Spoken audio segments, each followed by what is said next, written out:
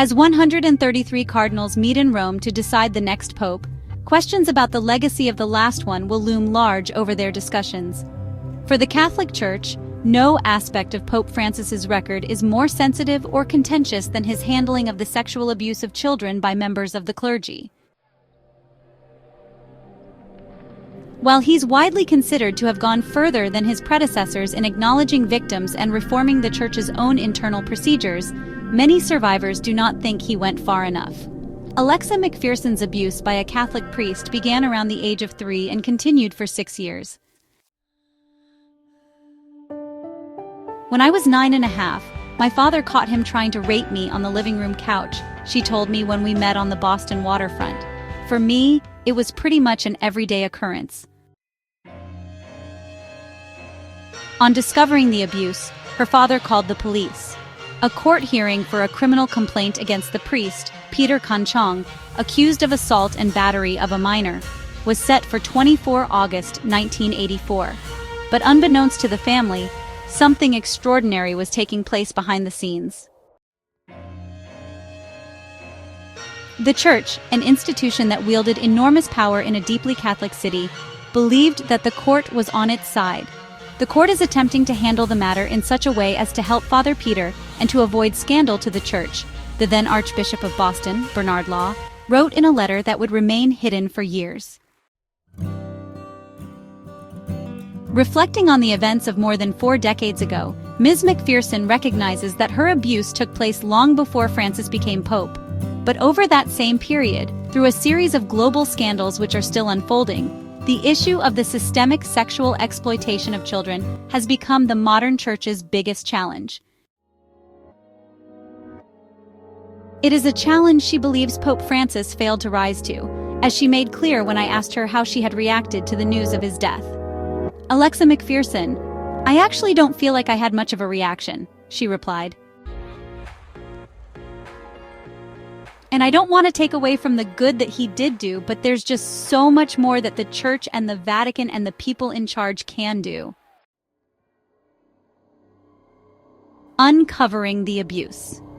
The 1984 letter from Archbishop Bernard Law was addressed to a bishop in Thailand. Mentioning the accusation of child molestation, it was written 2 months after the Boston court hearing, which had indeed concluded without scandal for the Church.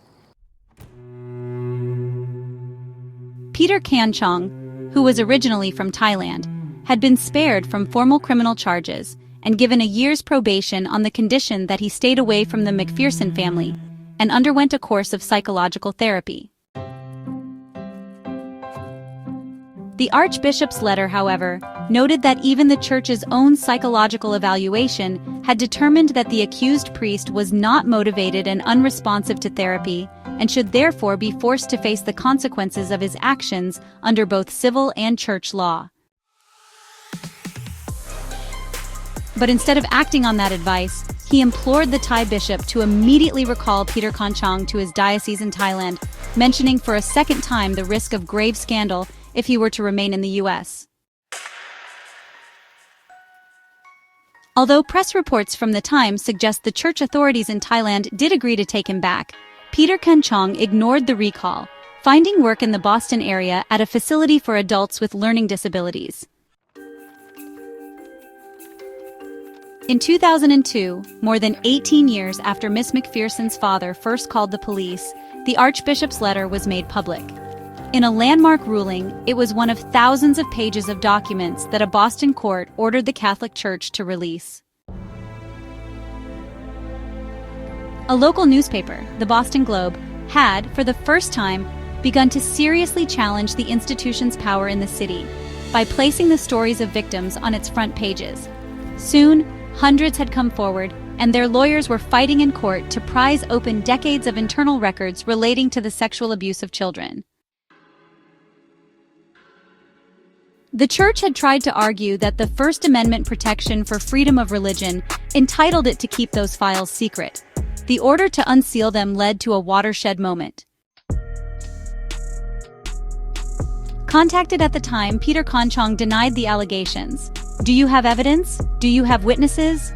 he told the Boston Globe, who found him still living in the area.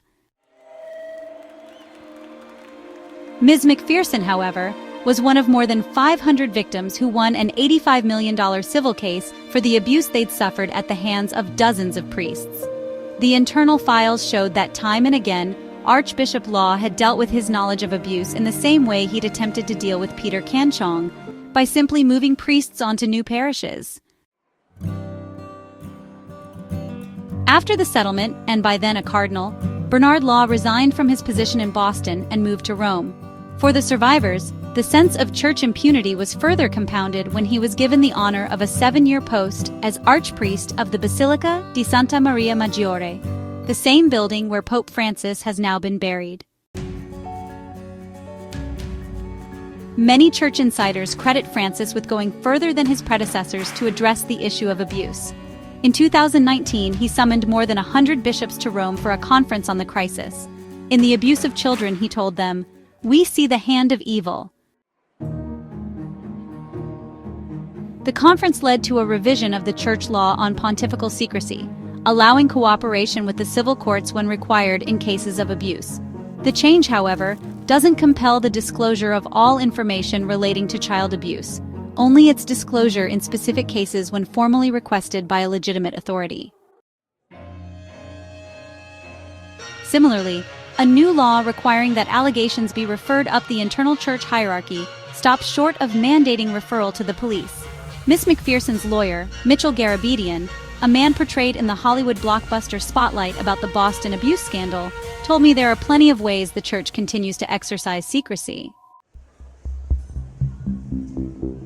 "We have to litigate in court to get documents. Nothing really has changed," he said. His 2002 legal victory may have been a defining moment, followed by an avalanche of such cases in dozens of countries, but he has no doubt that knowledge of wrongdoing remains hidden in churches around the world. While he did some things, it's not enough, Ms. McPherson told me when I asked for her assessment of Pope Francis's record on this issue. She wants the church to reveal everything it knows. One of the biggest things is turning over predatory priests and the people who covered it up and holding them accountable in a regular court of law and not shielding them and hiding them any longer. Watching the endless news of the Pope's funeral and the preparations for the appointment of his successor has been painful for her. Alexa McPherson told me, "It's the abuse being celebrated in a way because the cover-ups are still there. They're shielded behind the Vatican walls and their canon laws." It is news coverage she's found hard to escape because of her mother's continuing faith in the Catholic Church. Alexa McPherson said, "It's all I've heard on the news, and she is obsessed with watching this, and so I just get slammed and inundated with it." Now 85 years old, Peter Kanchong, meanwhile, has never been convicted of an offense, nor has he been stripped of his priesthood, although he has been prevented from holding any formal position in the Boston diocese. The church's own published list of accused clergy marks his case as not yet resolved with no final determination of guilt or innocence, noting simply that he is AWOL, absent without leave. "I've been trying for years to have him defrocked, and that is because he can only be defrocked either where he was ordained, which was in Thailand, or by the Vatican," Ms. McPherson said. She points out that the church has gone to the trouble of changing the name of the parish where she was abused, in order, she believes, to try to start afresh after what took place there. The BBC asked the Boston Diocese for its views on Pope Francis's legacy, as well as for a response to claims that the Catholic Church maintains a culture of secrecy over its own internal records. We received no reply to those questions. We also asked whether the current archbishop could do anything to help victims seeking to remove a priest from the priesthood. We were referred to the Vatican. As the Catholic Church now sets about the business of electing a new pope, Ms. McPherson holds little hope for more comprehensive reform. "You say you want to move forward. You say you want to bring people back into the fold," she said. "But you cannot possibly do any of that until you truly acknowledge those sins and you hold those people accountable."